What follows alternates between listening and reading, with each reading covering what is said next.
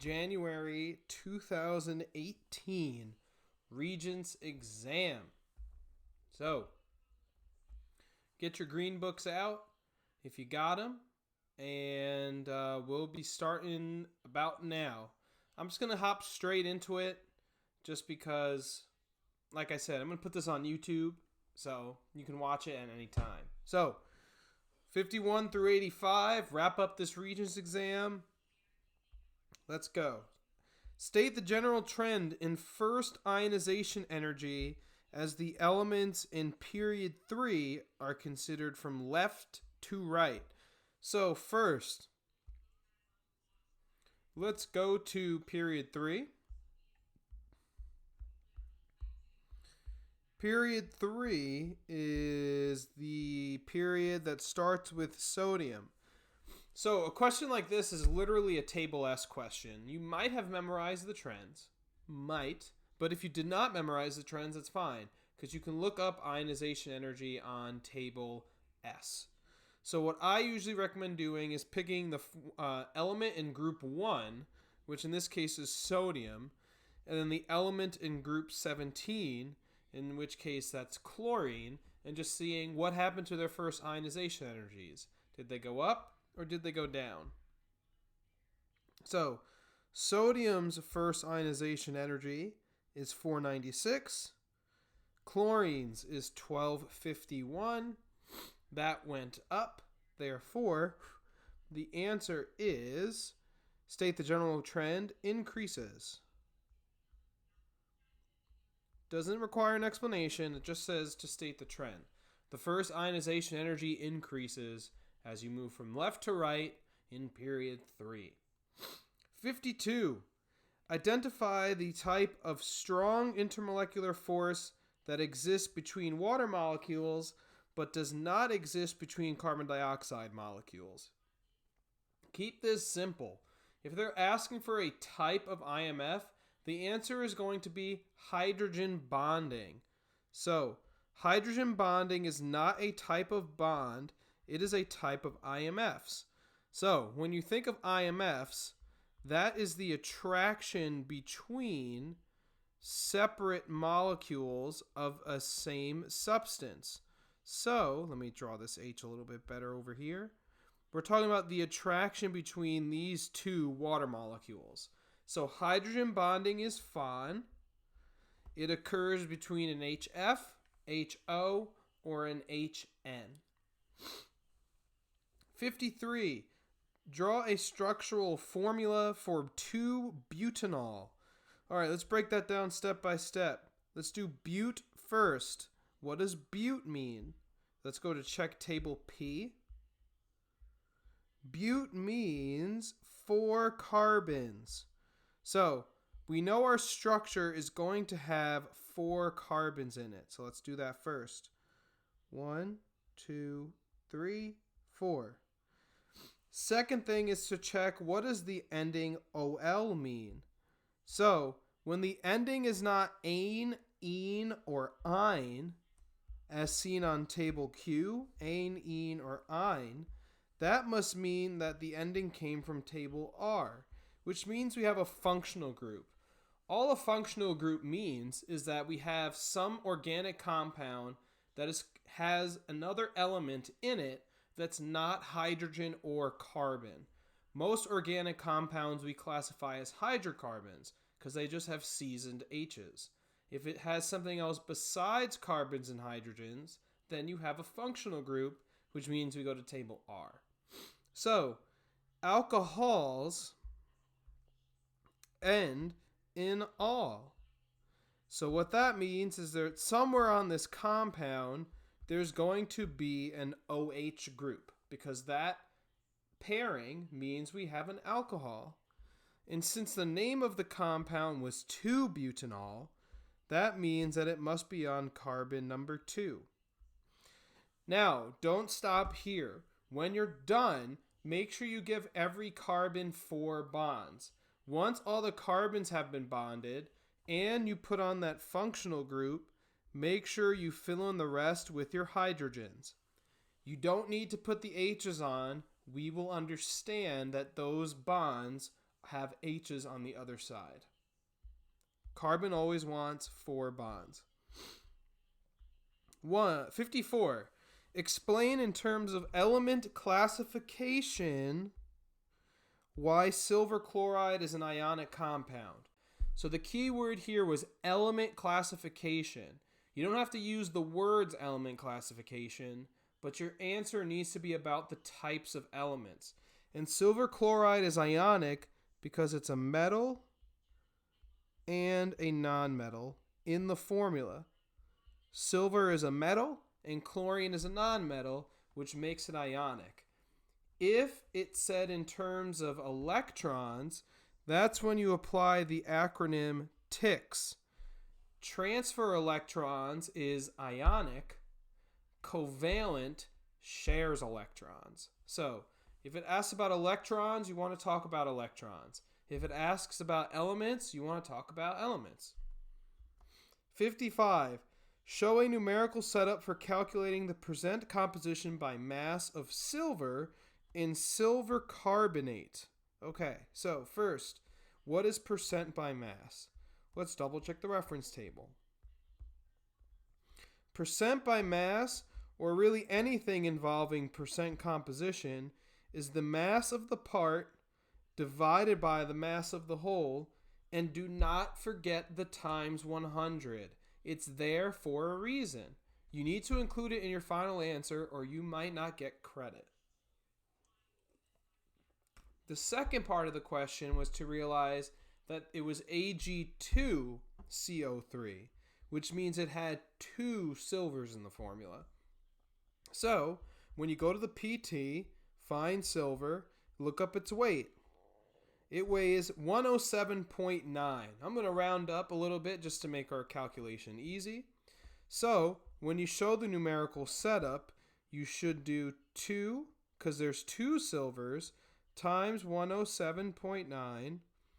That's the part. Divide it by the mass of the whole thing, which they give you, so you don't have to do that work. 276 times 100.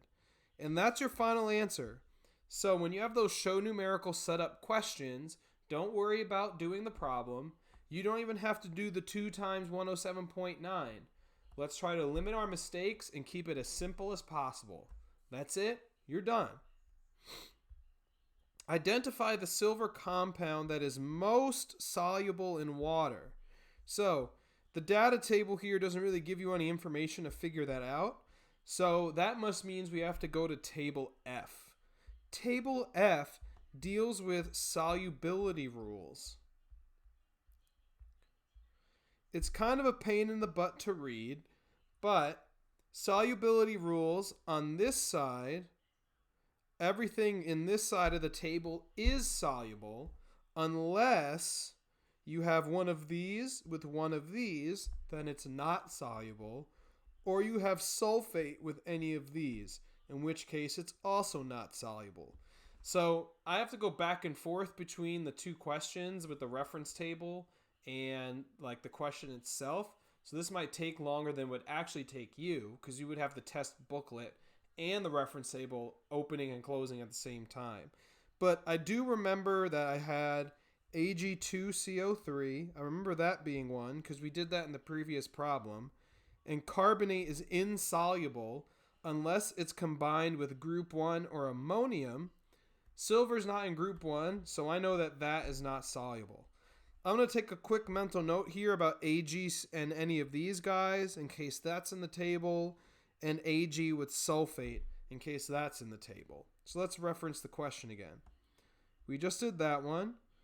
Lucky me, AgCl and Ag2SO4 were both there. So AgClO3 would be most soluble. And if you check the reference table, you'll notice that ClO3, chlorate, is always soluble and has no exceptions. So that's empty right here. So you can put ClO3 with any element and it will be soluble. Moving down. 57. Complete the nuclear equation by writing a notation for the missing particle. So, I don't have that here in the question on my version, unfortunately. So let me check the review book really quick, and I'll copy it somewhere down here on the bottom where I have some room. So, review book. Let's see. 57. So, we had 5927 cobalt makes... Nope. Got a little too excited. Plus blank makes 6027 cobalt. So the trick here when you're doing a question like this is I always tell my students to draw a line down the middle of the arrow and say to yourself, I need to make sure that these numbers up top are the same on both sides and that these numbers on the bottom are the same on both sides, because charge, energy, and mass are always conserved. In this case, since that needs to be 27 on both sides, and I already have 27 on both sides, I'm just going to put it as a 0 over here because I don't want to manipulate that number in any way. 27 plus 0 is 27. So that's good. 27 on both. On the right side of the arrow, I noticed that my mass went up by 1. It's 60, which means on this side, it also needs to somehow get to 60. And the way to do that would be 59 plus 1. Now, don't leave it blank. You need to look up what this symbol is. You can't just leave it symbolless, and you can't just put X. Since the bottom left number is 0, the charge of the nucleus is 0, we know it's not an element on the periodic table because the periodic table of elements starts on number 1.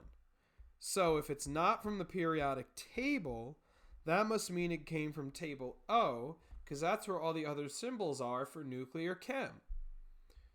That is the symbol of a neutron, so all you had to do was put a little N right there.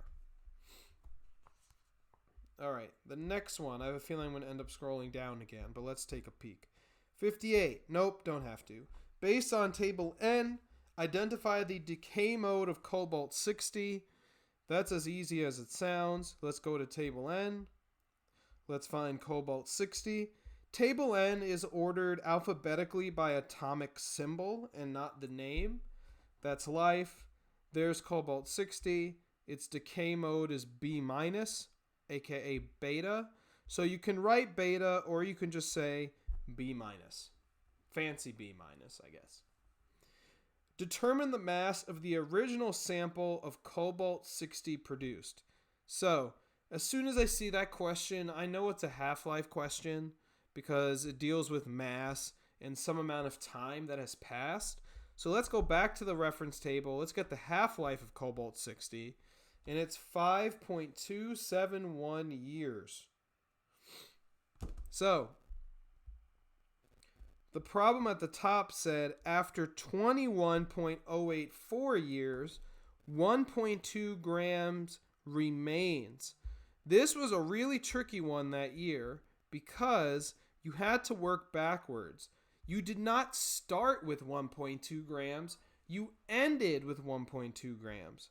So after a certain amount of half-lives, we ended at 1.2 grams. I can figure out how many half-lives passed by doing the amount of time that passed by divided by the half-life, which I believe was around 5.2. And you'll get 4. And that 4 represents half-lives. And all that means is that in 21 years, we took our original starting number and we divided it by 2 4 times. So to figure out where we started, we have to go back to where we ended and multiply it by 2 4 times. So I always show it with arrows. We do it once, twice, 3 times, and end at 19.2. So, take your original number, multiply it by 2 4 times. We did that because 4 half-lives occurred. Remember, half-life is always about dividing and multiplying by 2. Don't do anything crazy. What do you divide by 2? You want to divide the amount of substance, not the time, you don't want to do 21 years divided by 2. 21 years is a unit of time. Half-life, by definition, means how long, aka how many years, seconds, or months did you take this substance, let's say 100 grams of it, and divide it by 2. 60 through 62 were, I remember grading this question last year, and they got a little tricky. They're not that hard, but it was easy to make a silly mistake on. The first one, determine the number of minutes the substance was in the liquid phase only. So, this is a cooling curve. It's the opposite of a heating curve. So it's going to go gas here, liquid, and then solid. BC is where it's a gas and a liquid because it's condensing. DE, it's where it's a liquid and a solid because it's freezing. Also, keep in mind, every sloped line is going to be a kinetic energy change going down because it's a cooling curve. And every flat line is going to be a potential energy change going down because it's a cooling curve. Where one changes, the other stays constant. Meaning, sloped lines would equal no potential energy change. So the slope lines, the potential energy would be staying the same. And on the flat lines, the kinetic energy would be staying the same. So just keep that in mind. Determine the number of minutes the substance is in the liquid phase only. That's right here.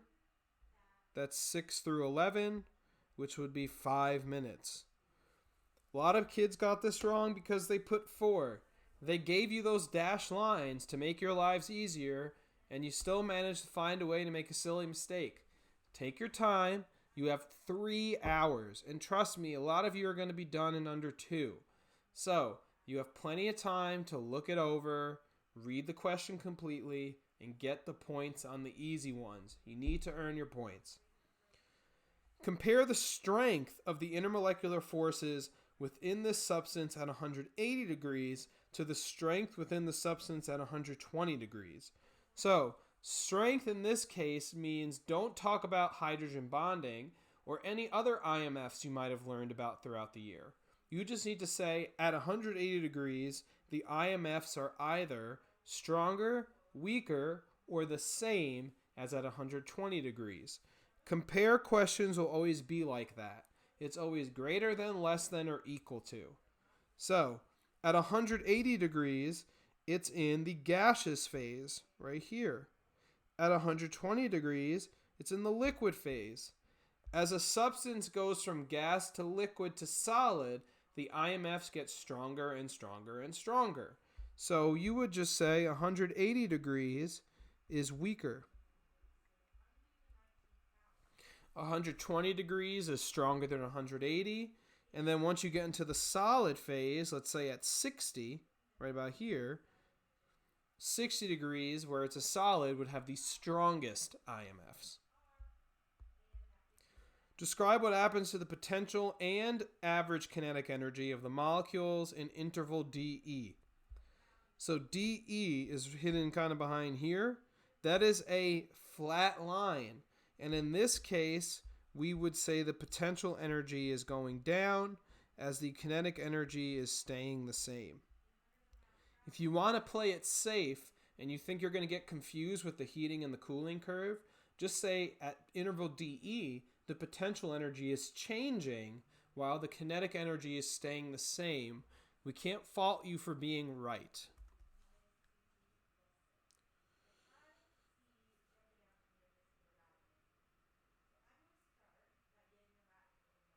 All right. 63. Determine the number of moles of O2 in the cylinder. The gram formula mass of O2 is 32 grams per mole. So, whenever you have a moles question that is just about one substance and it's asking you either to get grams from moles or get moles from grams, you can just simply use the moles formula on your reference table. The moles formula is number of moles equals given mass divided by gram formula mass. So let's go back to the question. Our gram formula mass was 32. I made X on the left side because it asked you to find the number of moles, which means that wasn't given to you. So there must be a given mass somewhere in the problem. There it is. Put a 16, and you're done. Again, it just said, oh wait, no, you're not done. It actually said determine the moles, not show a numerical setup. So you would get 0.5. 64. State the changes in both pressure and temperature of the gas in the cylinder that would increase the frequency of collisions. Real simple. If you want a rate of a reaction to go up, you want to increase the collisions. If you want to increase the collisions, you just need to increase everything. Pressure only on a gas, increase the temperature, add a catalyst, increase the surface area, increase the concentration. So I would just say increase both. Remember, pressure affects gases only. Don't say pressure for a problem that doesn't involve gas. Play it safe. Increase the temperature will never be wrong in terms of increasing the rate/collisions. 65. Show a numerical setup for calculating the volume of O2 gas in the cylinder at 265 Kelvin and 1 atmosphere. I'm seeing P, I'm seeing V, I'm seeing T. Certainly sounds like you're going to be using the P1 V1 over T1 equation, and we sure are. So, this is an equation we use for gases when we're trying to find one of the missing variables when we manipulate the conditions on that gas. Meaning, we increase the pressure and decrease the temperature. What's going to happen to the volume? And so on. So, in this problem, the P1, V1, and T1 are going to be 0.5, and I'm getting it from up here, times 24.5 divided by 298 equals new temperature of 265 Kelvin. We're trying to calculate the volume, and a new pressure of 1. This one was the show numerical setup one, which in this case, you are finished. You don't have to manipulate that at all. You plug it in, you've showed how to set it up, you move on. And that was part B2. So your goal, if you're aiming for like a pretty good score, you obviously want to kill the multiple choice, get the least amount wrong as possible. The first 15 short answer, or 14, whatever it is, 51 through 65, tend to be, I'm going to emphasize that, to be the easier ones. As you can see, they weren't really labor intensive. Some of them were as simple as going to table N. So you want to make sure you're earning your points on the easier ones and not taking them for granted. It's really easy to make a silly mistake. All right, 66 through 69. I was not a huge fan of this table last year. I found it to be a little confusing.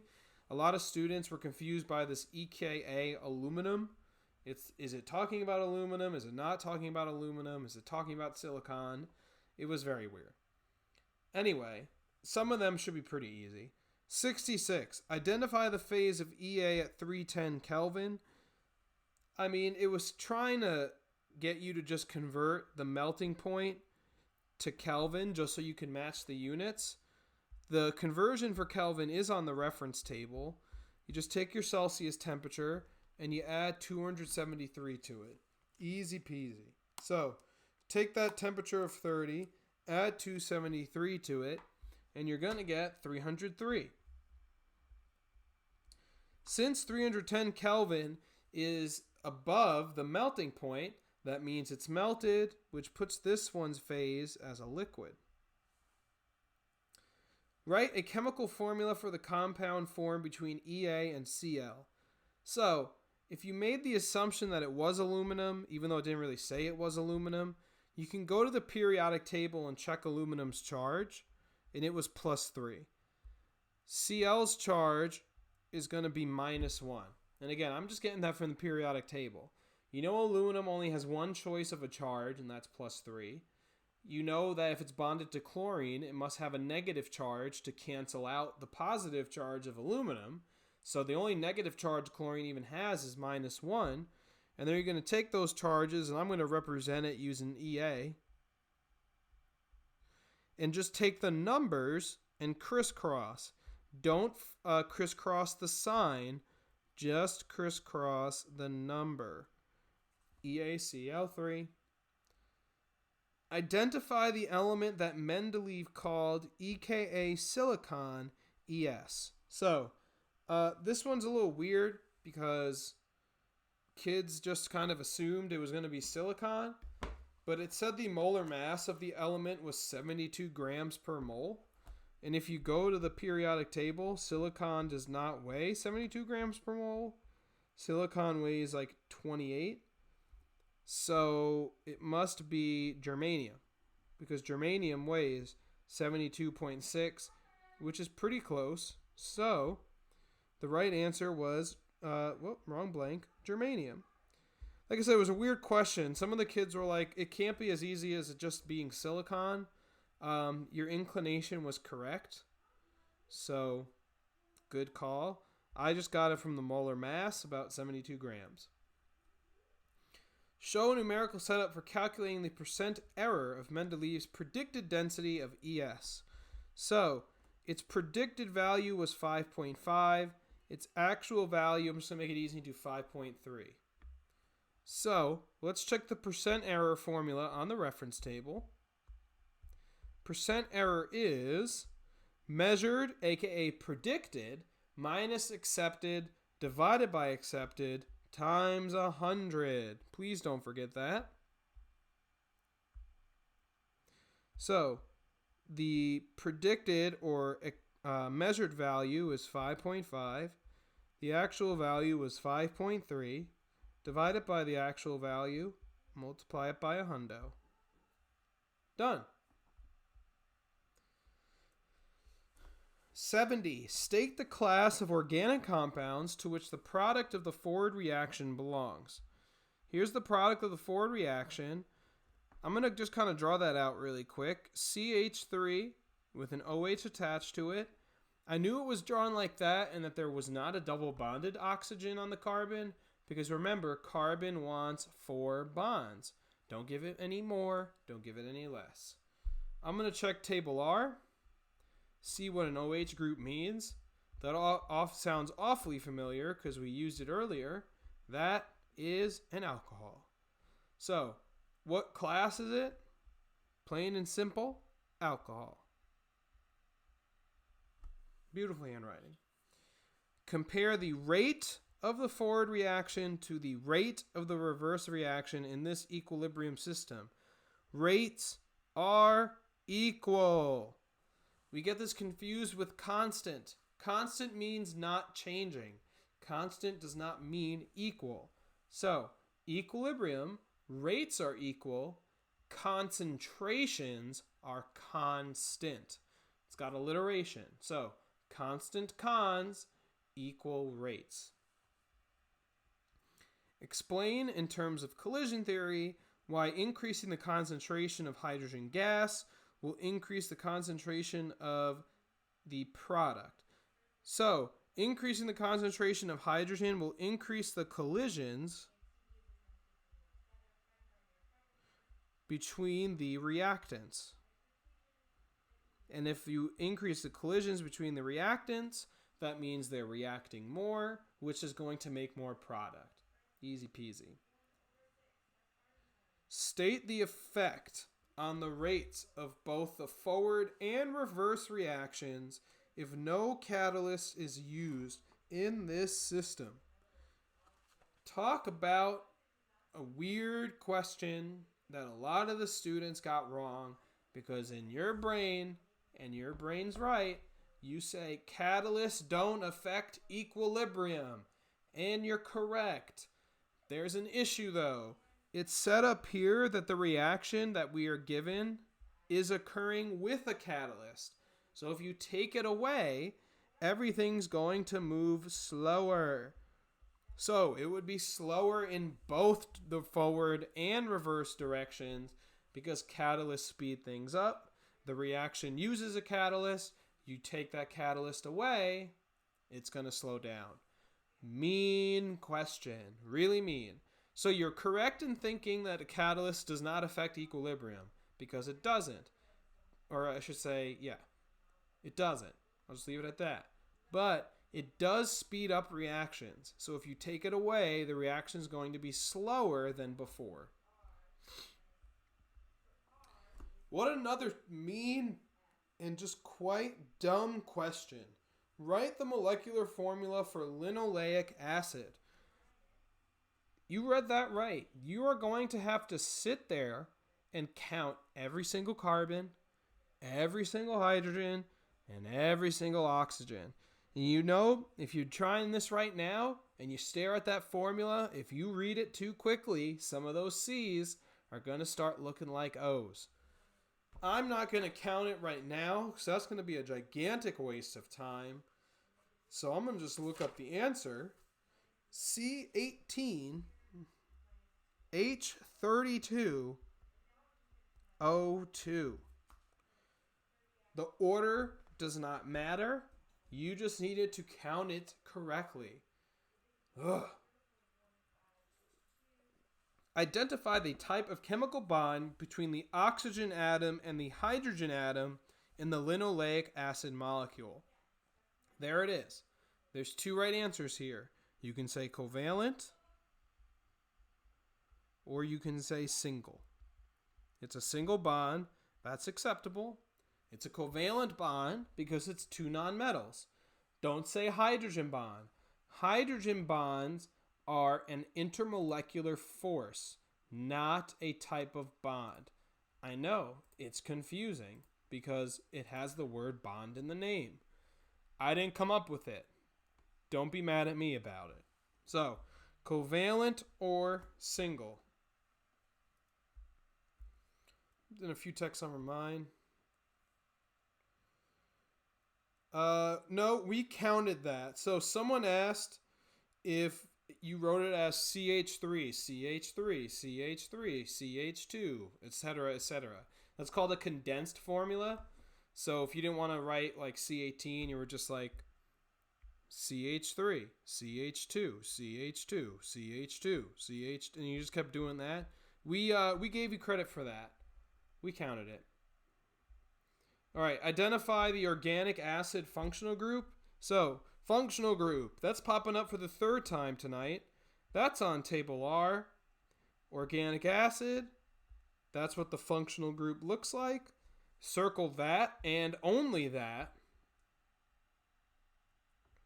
If you threw in that carbon right there, you'd be wrong. A lot of students did. Quite unfortunate.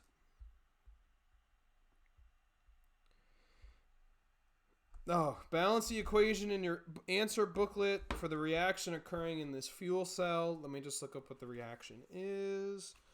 So this one was a nice, easy one to balance, which has me worried that this year is going to be a bit harder one to balance, because 2 years ago it was easy as well. But last year was definitely last year was this one. This one was easier. 2 years ago it was kind of hard. I'm not going to say hard. Just not like glaringly easy. And then 3 years ago was ridiculously easy. So we'll see what happens. All right, balancing equations. What that means is you want to make sure the amount of atoms going in is the same as the amount of atoms going out. So again, we want to like divide this reaction in half and say the amount of hydrogens and oxygens on the left side need to be the same as the amount of hydrogens and oxygens on the right side, because charge, energy, and mass are conserved. Over here, we have 2 H's. Over here, we have 2 H's. So far, so good. Over here, we have 2 O's. Over here, we have 1 O. Not good. I need to make that 2 because I want them to be the same. That's really easy to make 2, because if I multiply it by 2, then it's 2. So I took it and multiplied it by 2, so now I put a big 2 in front. You're not done. Don't forget, whenever you put a number in front, to double check that it didn't affect anything else. And it did affect my hydrogens. Now I have 4 hydrogens over here. If I multiply this side by 2, that side will also be 4 hydrogens. I multiplied it by 2. I put the 2 in front. You can leave the oxygen blank or put a 1 next to it. Doesn't matter. Determine the change in oxidation number in this operating fuel cell. So I'm going to just redraw the reaction here, and we're going to work on oxidation states, aka charges. So it was 2H2 plus O2 makes 2H2O. So no friend, no charge. If it is not bonded to a different element, aka it does not have a friend, the charge is 0. So the charge of oxygen on the left side is 0. The right side, it's with a friend. When it's with a friend, it has a charge or an oxidation state. When you look up oxygen, this is lovely. Oxygen's always -2. So I don't need to think about it. I just need to say, well, oxygen, regardless of who it's with, is always -2. So what was the change? 0, 2, -2. Don't just say 0 to 2, because it's not +2, it's -2. 79. State the number of moles of electrons that are gained when 5 moles of electrons are lost. In an oxidation reduction reaction, the amount of electrons lost needs to be the same as the amount of electrons gained. 5 moles go in, 5 moles better pop out. The answer was 5. Determine the number of significant figures, state the number of significant figures, used to express the concentration of solution Z. So, solution Z is right here. When you have a number that contains a decimal, I do not care where the decimal is, beginning, middle, or end. The zeros do not count until you hit the first number that is not 0. So these zeros here don't count. Those other ones do. 2. In fact, all of these have 2 significant figures. These zeros don't count. Those zeros don't count. I have a decimal in the W. I hit the number 1. Everything after that number 1 is going to count forever. You can put 1,000,000 zeros after that number 1 in W, and they will all count. So, when you're dealing with decimals, so what's the difference between this and this? When you're dealing with decimals, as soon as you hit a number that's not 0, it doesn't matter where the decimal is. As soon as you hit a number that's not 0, everything after that number counts. Non-zeros always count. Don't forget about those. So this one's going to have 6. But in the one above it, you don't hit your first non-zero number until the 6 right there. So this one only has 3. Determine the concentration of an HCl solution that has a pH value of 4. So, you could have just used the table and kind of followed the pattern. If 3 has a pH value of 0.001, a concentration of 0.001, then a concentration of 0.0001 would have a pH value of 4. When you look at this number, because this is a lot of times how it's expressed, if you have a hydrogen concentration of 1 times 10 to the negative 4, the pH is just simply the exponent without the minus sign. So either or would have been acceptable. So if you move the decimal 4 places, 1, 2, 3, 4, that gets you a pH of 4. Or you could have expressed it as 1 times 10 to the minus 4. That will also be a pH of 4. Determine the volume of 0.25 molar NaOH that would exactly neutralize 75 milliliters of solution X. So, when you see that word neutralize, when you see acids and bases involved, you are using MAVA equals MBVB. So, neutralize. Acids and bases. Mava equals mubba vubba. So, back to the question. The A in that formula stands for exactly what you think it stands for. Acid. The M stands for molarity. And the V stands for volume. Obviously, the B stands for base. So, a molarity of our base was 0.25. We're trying to figure out the volume of the base. We have 75 milliliters of acid. And solution X had a concentration of 0.1. We'll divide both sides by 0.25. We won't make any silly mistakes in our calculator. And we will get a volume of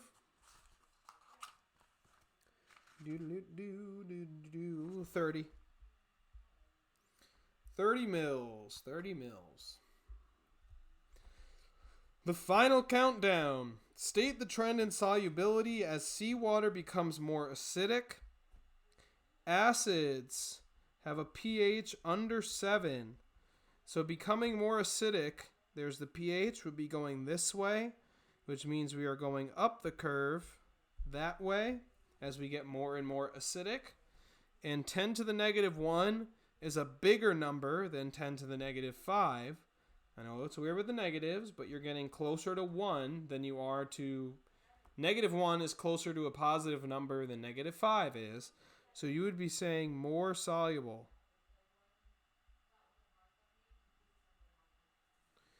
84. State the color of brome crystal green in a sample of seawater that has a solubility of 10 to the negative 2.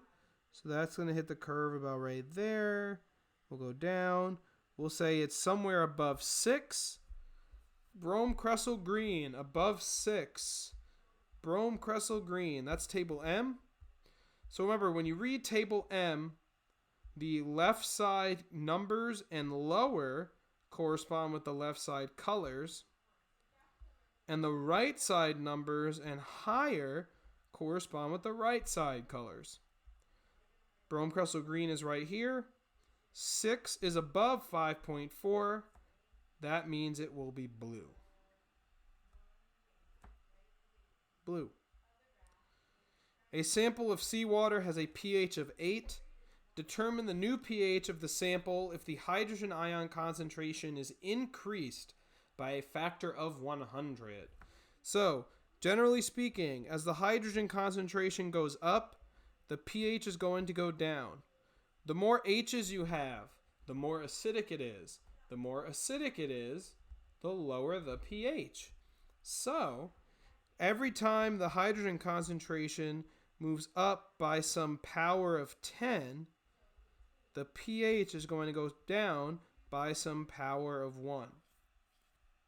Or I don't know if power of 1 is the right example here. But the pH is going to move down by 1 per power. So, if you increase it by a factor of 100, 100 is the same as 10 squared. So it's going to go down 2 steps. 6 is your final answer. And that's it.